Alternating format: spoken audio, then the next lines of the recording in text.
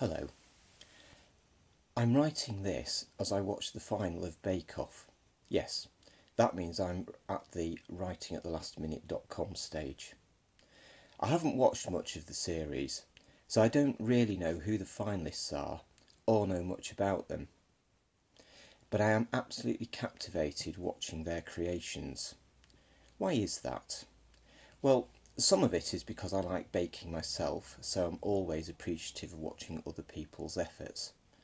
Some of it is the pleasure of reacting to what is produced, in both a good way when what is produced is good, and in a horrified way when it isn't, well, quite as good. Some of it is because I like competition and I enjoy the buzz. And let's be honest, it's a whole lot easier to watch it than to sit down and write a midweek reflection. So pretty mixed reasons, really.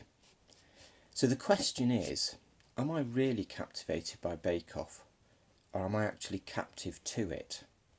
Two words that sound very similar, but there's a world of difference between them.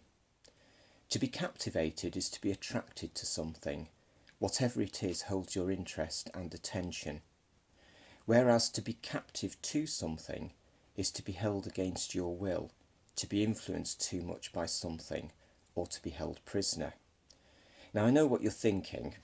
It's a bit harsh to accuse Bake Off of holding me prisoner, and you are right. It's my fault, not that of Bake Off, that I have written about 10 words in the past hour when I really need to finish this and get it all to you. Bear with me, and just keep the picture of me flitting between a reflection and a shoe pastry on TV in your mind.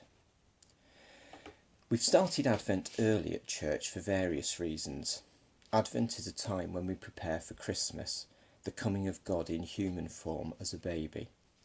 For our preparation at church, we are looking at what Jesus said he would do when he started his ministry. Last Sunday, we looked at his promise to release the prisoners or the captives. It sounds like heavy stuff, and maybe most of us think, well, great, but I'm not in prison, and I'm in a country where I can live freely. Sally pointed out that there are other things that can hold us captive. Alcohol, pursuit of fitness, fashion, lifestyle, etc. There can be serious things that hold us and the people we know captive, and we should not underestimate them. But it is also true that for many of us, it's the smaller stuff that we battle with. So I guess to that list, I should add Bake Off. Which brings us back to me on the sofa with Bake Off about to reveal the winner for 2020. Of course, it's not really about Bake Off, it's about what it represents. My point is that there's a very fine line between being captivated by something and being captive to it. It's so easy for one to slip into the other. Being captivated by Bake Off means that I should enjoy it for what it is and be charmed by it. Being captive to it means that it stops me from doing other things that are more worthwhile or even necessary. And you can stop huffing at the back. I know the obvious thing is to carve out time to do this reflection properly and carve out time so that I can enjoy Bake Off. Simple, isn't it?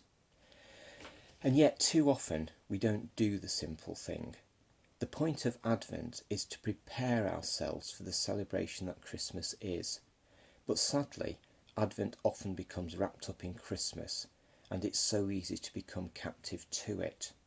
The uncertainty of lockdown, the tears, or Christmas reprieve adds to the whirlwind and worry of preparation, and makes it a whole lot more serious as well. And yet, at the start of his ministry, Jesus promised to free the captives. He wants to free us from being captive to all this. And all we have to do is the simple thing of pausing to make that decision to stop watching Bake Off or whatever it is that is occupying us for just even a short time. We can take a deep breath and invite Jesus into the space and time we have just created and ask him to release us from all these things holding us captive. And he will do that. But more than that, he will replace it with a spirit that will allow us the space to become captivated by God and the wonder that is Christmas. Have a lovely day.